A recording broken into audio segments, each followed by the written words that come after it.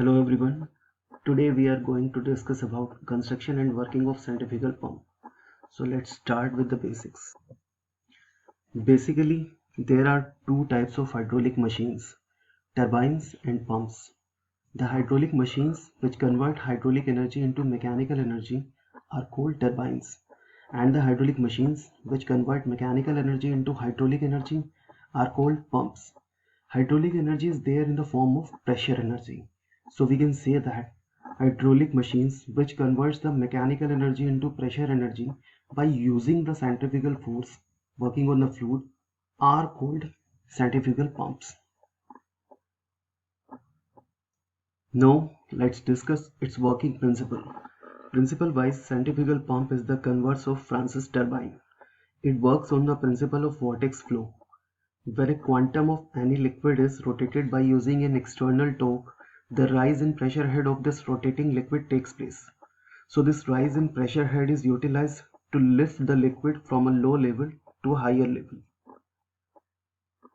And this rise in pressure head is given by V square upon 2g or omega square r square upon 2g, where V is the tangential velocity of the liquid at any point and omega is the angular velocity. Now we have to discuss the working of centrifugal pump and its main parts. Both working and main parts will be discussed simultaneously. The main parts of a centrifugal pump are impeller, casing, suction pipe with a foot valve and strainer, and delivery pipe.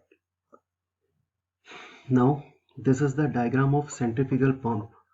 You can see here is the impeller, which contains a series of backward curved vanes. This is the eye of impeller. You can see it clearly here. This is the eye of the impeller and it is connected to the shaft of the motor.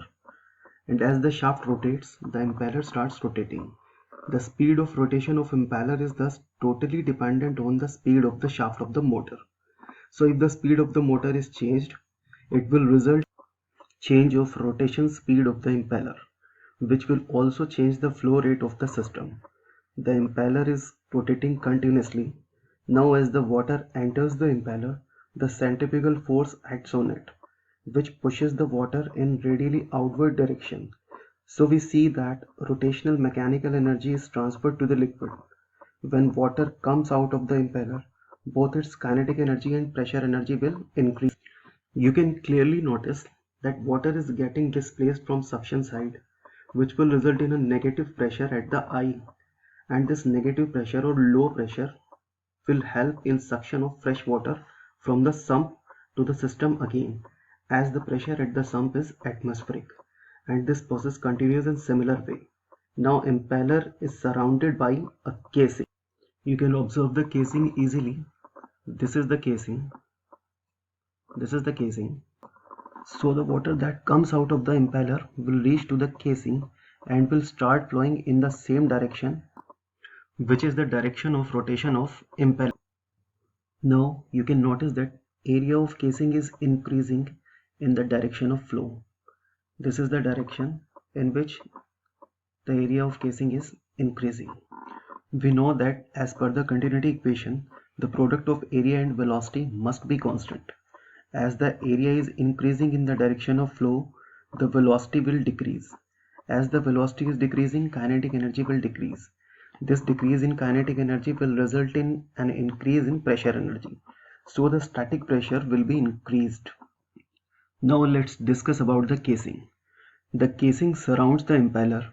It consists of suction and delivery arrangements, supporting for bearings, and facilitates to house the rotor assembly.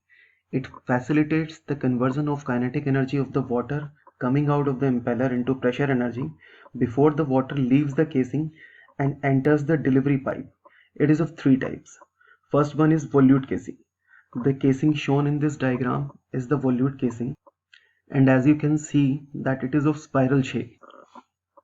We can see that area of flow through it increases in the direction of flow.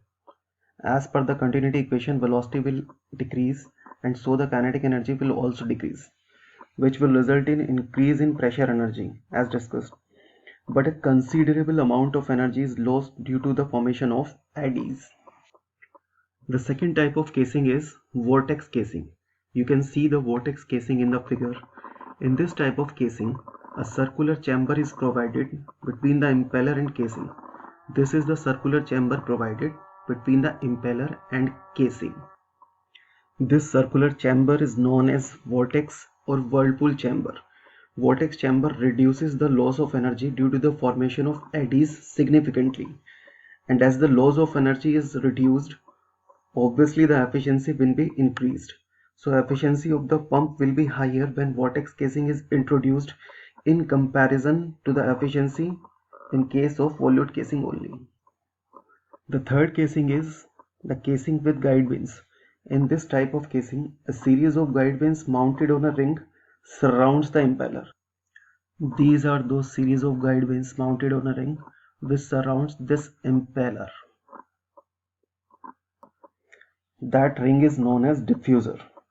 The liquid that comes out of the impeller passes through the passage between the guide vanes, and as we can notice, the area of the passage is increasing continuously, so the velocity decreases, and hence the kinetic energy will also decrease, and hence the pressure energy will increase.